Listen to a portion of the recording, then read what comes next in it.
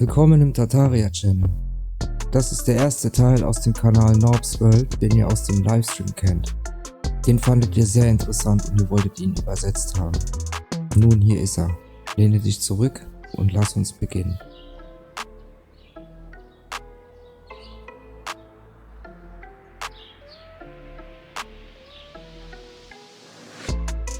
Hallo zusammen und willkommen zurück zu meinem Kanal. Dies wird wahrscheinlich mein letztes Video dieser Art von Kunstwerk sein. Ich möchte ganz tief in das Kaninchenloch steigen, wenn du so willst, was so ziemlich mein ganzes Leben lang, aber ernsthaft, die letzten 15 Jahre oder so beschäftigt hat. Vor ein paar Jahren bin ich auf Martin Kenny und seinen Forschungen und Arbeiten gestoßen, die darauf basieren, wer wir sind, wo wir sind, was wir sind, wohin wir gehen und so weiter. Und ich war absolut fasziniert davon, was als cooles kleines Kunstprojekt begann, mit Versuchen einiger seiner Modelle in 3D-Umgebung zum Leben zu erwecken. Ich habe festgestellt, dass sich alle möglichen Punkte meines Lebens verbanden und wieder erlernte und viele Dinge verlernen musste, die ich im Laufe der Jahre angeeignet habe. Ich fand es erstaunlich, wie meine Kunst oder die Kunst in sich verstand, die allgemeinen Themen der Farbtheorie, Komposition, Perspektive, Wahrnehmung, Ordnung, Gleichgewicht, Harmonie, die alle hier korrelieren in unserer Existenz und unserer Erfahrung als Menschen, beziehungsweise spirituelle, die eine menschliche Erfahrung machen. Ich produziere auch Musik seit 25 Jahren und das hat mich schon niedergeschlagen. Das Wissen in Bezug auf die Solfeggio-Frequenzen, die 432 Hertz und andere heilige Frequenzen, die im Laufe der Zeit auf viele Arten verwendet wurden und wie pervers unser derzeitiger Medienkonsum ist. In Bezug auf all dies ist ein wunderschön gestalteter Cocktail, um ihre Seele zu zerstören, depolarisieren dich und halten dich sowieso mit all deinen Sinnen süchtig, nach einer vergifteten Aufnahme eines Musikstückes, den Sinuswellen. Wir alle kommen von einer Sinuswelle. Gott für mich ist genau dieser Typ hier. Energieschwingungen, mehrere überlappenden Schwingungsmustern und so weiter. Also ich sage all das, um zu sagen, was als cooles Kunstprojekt begann, entwickelte sich zu einigen Meisterwerken, die gespiegelt und nochmal gespiegelt und in vielen Sprachen übersetzt und neu übersetzt wurden und jetzt als cooles Werk vorliegen. Ich lehne mich zurück und schaue es mir an. Ich bin absolut fasziniert. Ja, ich bin fasziniert. Von meiner eigenen Arbeit. Warum denn? Wie ich immer wieder sagte, fühlte es sich so an, als ob dies nicht nur geleitet wurde, sondern ich habe es viel zu schnell gemacht. Ich habe es viel zu gut gemacht. Es war seiner Zeit weit voraus und ist wahrscheinlich buchstäblich mein größtes, bestes Kunstwerk, Musik, Multimedia, Forschungswissen. Alles in einem. Und natürlich immer noch basierend auf Martin Kennys Nachforschungen. Und wir machen ein Yin-Yang, einen kollektiven Tanz der Energien, um dieses wunderschöne Meisterwerk zu schaffen. Also zuerst ein Dankeschön an das Universum, an Martin und an euch. Ich fühle mich gut, wie meine Palette an Fähigkeiten, meine Kunst, meine Musik zu machen, meine Multimedia-Fähigkeiten zu machen. Und diese werden endlich für ihren wahren Zweck verwendet. Diese Leidenschaftsprojekte, wie ich sie nenne, nehmen mir viel aus, aber erfüllen mich auch mit Wissen, eine neue Art, dieses Leben zu erleben, ein neuer Weg, um dies zu schätzen. Erfahrung ist auch okay. So der Grund, warum ich auch dieses letzte Video mache. Dies ist eine Zusammenstellung von allem und wenn ich alles sage, die mir eine Menge bedeutet, wurde von YouTube entfernt, eine Menge Zeug wurde aus meinem Kanal entfernt. Tatsächlich habe ich sogar einige meiner eigenen Sachen an einigen Stellen entfernt. Also kompiliere ich hier alles neu, was ich gemacht habe, einschließlich neuer Sachen, die Sie vielleicht bis zu einem langen Video noch nicht gesehen haben. Wenn Sie sich also die Länge dieses Videos ansehen, ist es nicht nur eines, es ist eine ganze Zusammenstellung von allem. Also nochmals vielen Dank an dieses wunderschöne Universum, dass Sie mich als Kanal gewählt haben und mir gezeigt haben, dass es Menschen auf dieser Welt gibt, die mit den Augen sehen und den Ohren hören und vielleicht sind unsere Rezeptoren sogar noch ein bisschen breiter und in der Lage, Informationen zu empfangen, die die meisten nicht können, was wiederum zu prophetischer Arbeit wird, wie wir es hier haben. Also noch einmal, vielen Dank und viel Spaß mit diesem langen Video.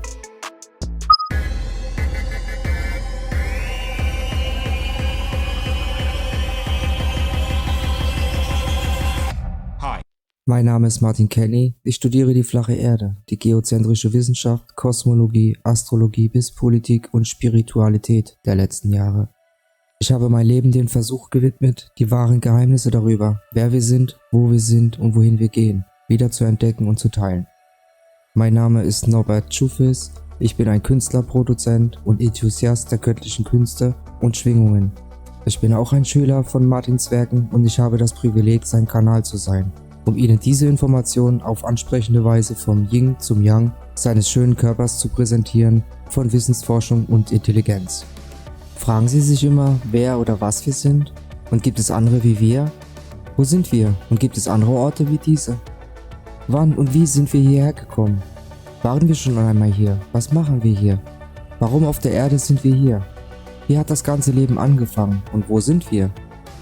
Begleite uns am 21. Dezember 2018, wenn wir diese Fragen im Detail erkunden und unsere kosmischen Zyklen von Raum, Zeit und Materie der Vergangenheit, Gegenwart und Zukunft mit der synkretischen Forschung nutzen, die Schriften kombinieren, Pathologien heiliger Bücher, Wissenschaft, Kosmologie, beobachtbare Realität und inneres Wissen. Mutter Natur trifft Vaterzeit. Eine 168.000-jährige Reise in unsere Existenz, unsere Zeitkapsel, unser Zuhause. Es ist 4:45 Epoche. Weißt du, wo dein Bewusstsein ist? Für diejenigen, die Augen zum Sehen und Ohren zum Hören haben, ist das Jahr 2020 eines der wichtigsten Ereignisse in unserer Geschichte. Lassen Sie uns Ihnen helfen, Interesse vorzubereiten und sich der Veränderung bewusst zu werden, die in unserer Welt kommen. Universelle Offenlegung, die Meisterschwingung.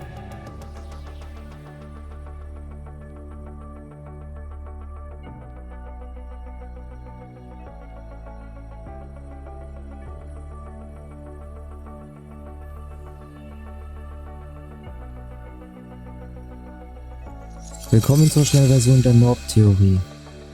Wenn Sie das interessant finden, empfehle ich Ihnen dringend, die Vollversion anzusehen. Die Links sind in der Beschreibung. So, es gibt viele Kontroversen, es ist flach, es ist rund, drehen wir uns, ist da eine Krümmung?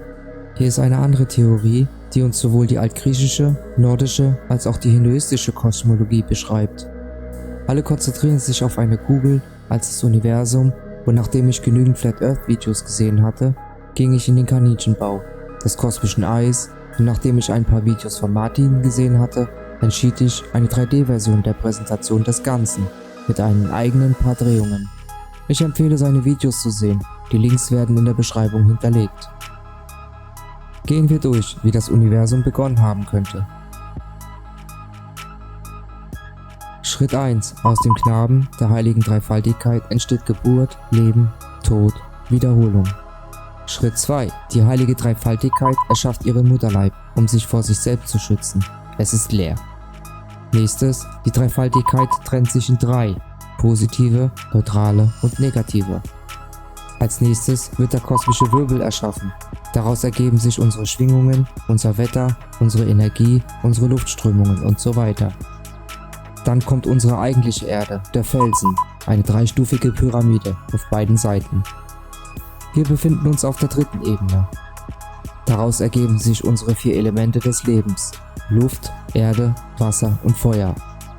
Oben werden die Galaxien und die Sterne und das Firmament platziert. Als nächstes haben wir unsere Torusfelder. Diese elektromagnetischen Felder schützen und trennen alle Länder. Sie schwingen auch mit unterschiedlichen Geschwindigkeiten und geben uns alle unsere Rotation der verschiedenen Planeten. Nächstes, die Sonne und Monde werden platziert. Die 3 Sonnen, 3 Monde mit Mercury in der Mitte, der sowohl als Sonne als auch als Mond fungiert. Und dann hast du es. Die Erde, das Universum innerhalb unseres Multiversums, innerhalb eines Masterversums. Wir kommen nicht über die untere Erdlaufbahn hinaus. Das ist das erste Torusfeld zum Land des Mars und der Venus. Die Antarktis ist nicht der Südpol. Die Antarktis ist der Umkreis um das erste Torusfeld. Wenn Sie sagen, Sie gehen ins All, es bedeutet nicht nach oben, es bedeutet nicht auf den Sternen zu landen. Das kann man nicht tun. Es bedeutet, außerhalb des Perimeters, in den äußeren Bahnen zu gehen. Wenn Sie über außerirdische Lebensformen oder andere Lebensformen sprechen, bedeutet es, von diesen anderen Ländern zu kommen. Also wer weiß, was jenseits dieses Perimeters ist. Das könnte das Land der Aliens sein. Vielleicht sind dort die Aliens. Vielleicht hat die äußere Grenze noch mehr Lebensformen und Ressourcen und bewohnbares Land. Vielleicht dürfen einige von uns schon dorthin gehen. Eines ist sicher, wenn das wahr ist, könnte ich verstehen, warum sie es verstecken wollen. Die Ressourcen auf diesen Ebenen sind offensichtlich begrenzt. Wenn das alles geplant ist, wenn es wirklich eine Kuppel über uns gibt und wir hier festsitzen und wir es beweisen können, dann werden wir als erstes ausbrechen wollen, um herauszufinden, warum sie hier sind, warum wir hier sind, wer das gebaut hat. Als nächstes werden die Religionen wahrscheinlich alle behaupten, sie hatten recht. Dann kommt das Chaos, die Panik, die Elite hat ganze Arbeit geleistet. Bei den Spaltungs- und Eroberungskampagnen der letzten Generation. Jetzt geht es um Geschlechterkriege, Identitätskriege, regionale Kriege, Ressourcenkriege und das Wichtigste, den Krieg um den Geist, den Körper, die Seele, der Spiritualität, der Indoktrination, wie man denkt, wer man werden soll und was man tun soll. Sie wollen, dass dies einige Leute verängstigt. Das bringt die anderen zum Lachen. Sie werden weiterhin glauben, dass wir uns auf einem Ball drehen, die alle Arten von Logik trotzt, aber okay. Das Coole daran ist, dass wir ein Massenerwachen haben. Alle heilige Bücher erzählen so ziemlich dieselbe Geschichte.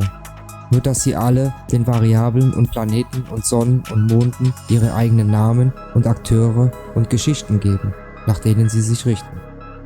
Ich bin seit 25 Jahren in der Kunst tätig.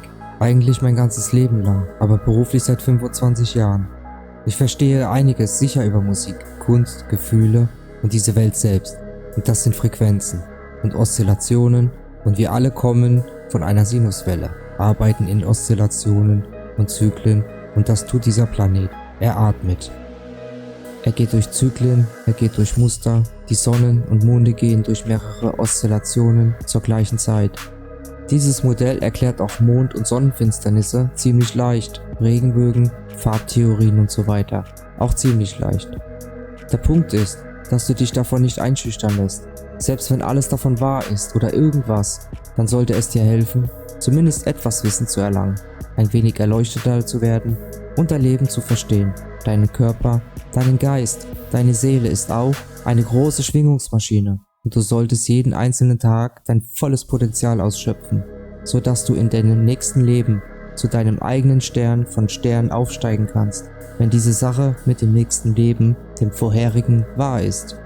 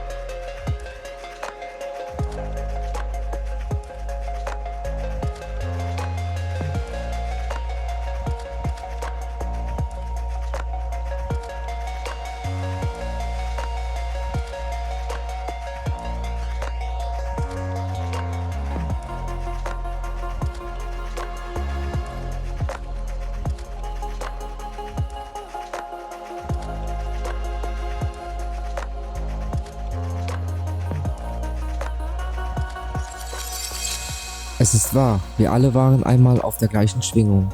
Der beste Weg, es zu erklären, ist, wir müssten entweder zurück in die Zeit oder zurück in die Zukunft gehen. Der Ausgangspunkt der Zeit Null, wo alle Zugänge zusammenkommen, ist eigentlich der Tod und die Wiedergeburt des Bewusstseins, mit der großen Kontroverse darüber, ob wir auf einer rotierenden Kugel oder einer flachen Ebene leben. Ich bin hier, um eine alternative Theorie zu präsentieren, die beides vermischt.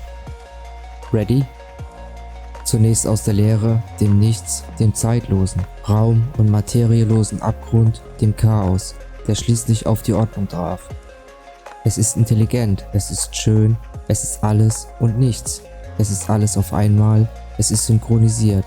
Ich nenne es unendliches Bewusstsein. Eines Tages beschloss es, endlich ein Leib für sich selbst zu schaffen, in dem es ein Zuhause bauen kann, um eine Erfahrung in sich selbst zu schaffen. So wurde die heilige Dreifaltigkeit entworfen und ausgeführt, und sie ist perfekt. Dies ist im Wesentlichen die Geburt des Bewusstseins im Zentrum. Das ist das absolute Bewusstsein, in dem sich alles überschneidet, die Geburt, das Leben, der Tod, die Schöpfung, die Ernährung und die Zerstörung, der Vater, der Sohn, der Heilige Geist, alles in 3 geteilt, daher die 30, 3,33 und so weiter. Die Zahlen sind in unserer Gesellschaft so beliebt und wichtig, dass es auch wert ist. Ich glaube, hier wurde die erste Sinuswelle überhaupt erschaffen. Das ist der Atem, das Ein, das Aus, das Auf, das Ab, das Links und das Rechts und so weiter. Dies ist das Leben, das Bewusstsein, die Zyklen, die Wiederholungsmuster. Mit ihrer Intelligenz erschafft die heilige Dreifaltigkeit ihre Heimat, ihren Leib, den ersten der 5 Ringe. Dies ist der Samen des Lebens, wo alles beginnt. Während des langsamen Übergangs von Chaos zur Ordnung hat sich die Dreifaltigkeit in 3 Teile geteilt. Wie bei einem Magneten gibt es Rot und Blau, positiv und negativ. Hier haben wir die Geburt, die oben ist, Polaris, der höchste Stern in der Mitte, wir haben das Leben, das grün ist, und unten haben wir den Tod, der rot ist, die negative Polarität. Das ist auch der Grund, warum wir RGB in unseren Farbcodes haben. Ich werde es später noch etwas ausführlicher erklären, weil es wichtig ist. Als nächstes begann die Dreifaltigkeit ihre Schöpfung zu wecken, indem sie im Wesentlichen unsere kosmischen Wirbel, die universelle Autobahn und unsere Atmosphäre erzeugte, die uns mit den Massentraversen verband, wie man sagt. Ganz oben schafft dies auch die Mainframe, der uns mit Energie versorgt, unser Wetter, unsere Winde, Wasser, Strömungen. Alles dreht sich im Uhrzeigersinn, oszilliert und gibt uns unsere Gase, Gravitäten, Dichten, Auftrieb, Turbulenzen und so weiter. Der obere Teil der Kugel ist als das Land der Götter bekannt. Hier sitzt der Stern der Sterne, der Regisseur von allem. Unter ihm Omega, Andromeda und die Milchstraße, die alle den ersten Atemzug von Neptun und Uranus gebären, der ihre erste Schwingung verleiht. Das ist es, was alles vermischt. Das ist es, was unsere eigentliche Drehung im Uhrzeigersinn erzeugt. Wir kennen es als den Wirbel, einen kosmischen Wirbel oder das schwarze Loch. Als nächstes haben wir unsere eigentliche Erde, die ebenfalls in 3 Teile aufgebaut ist. Oben und unten, wie man sagt, wie oben so unten. So haben wir eine 3-teilige Pyramide und jede Ebene dieser Pyramide ist unser Land. Also haben wir die Kruste, den Mantel, den inneren Kern und den äußeren Kern. Das ist auch das, was unsere 4 Elemente des Lebens gibt. Luft, Erde, Wasser, Feuer, auch jetzt, wo sie diesen Blickwinkel haben.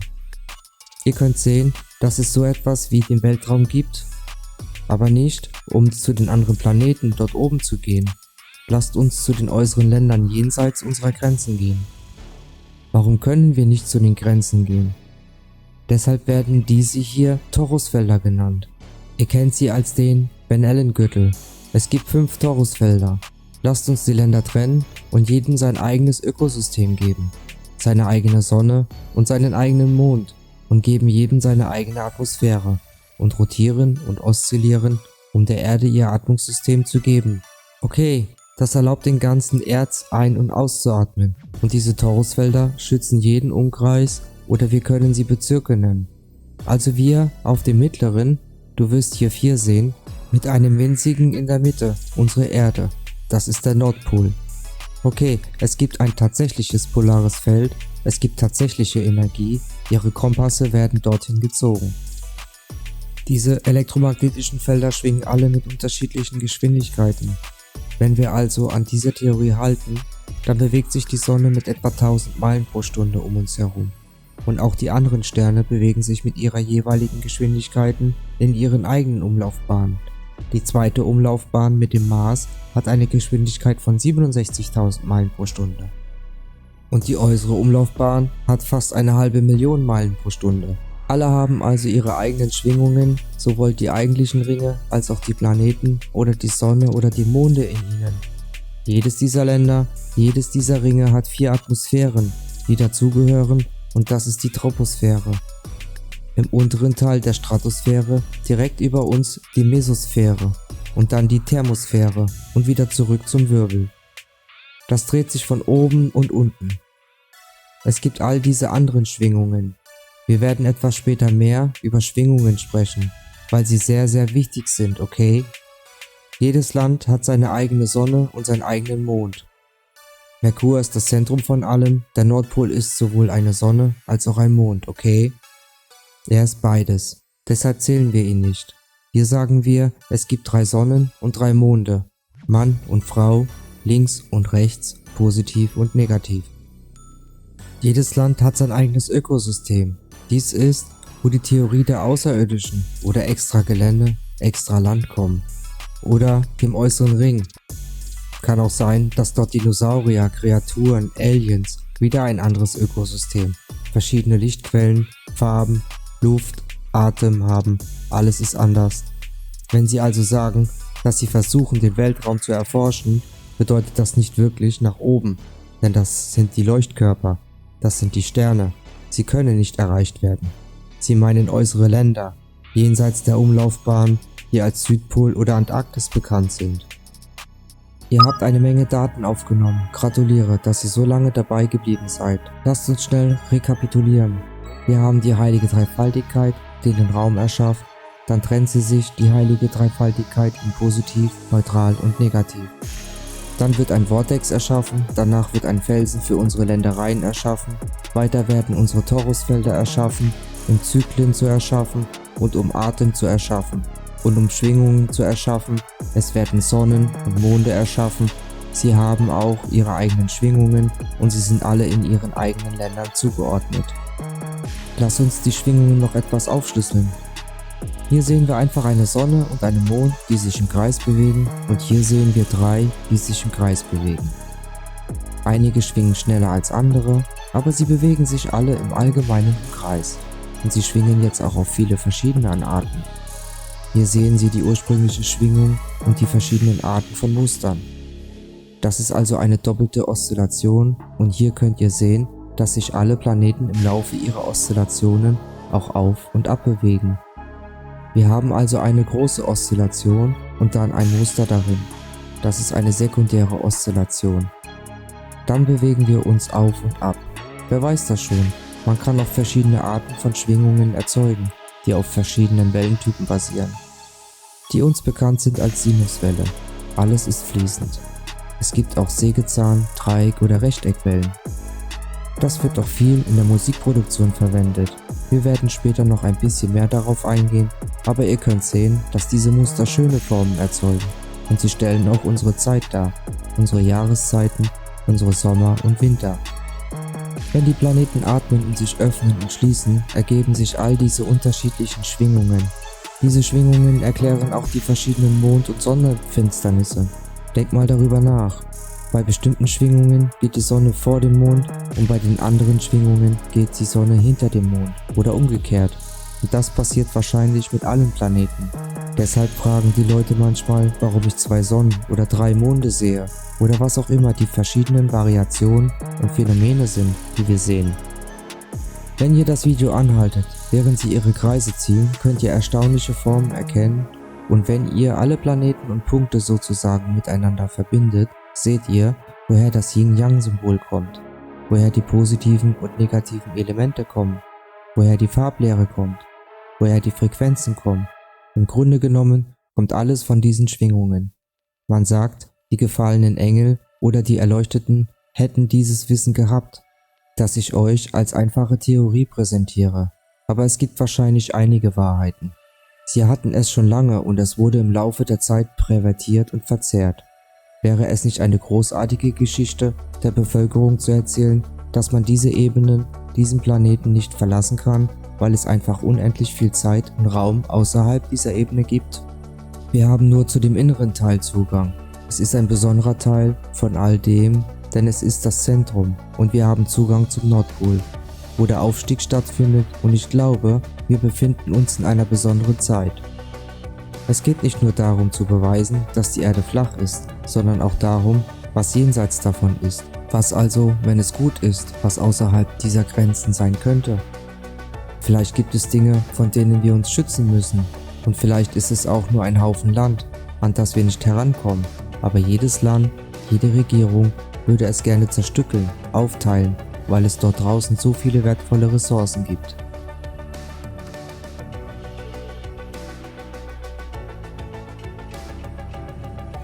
Das war der erste Teil der Reihe, und im nächsten beginnen wir mit den Kapiteln, beginnend mit Frequenzen.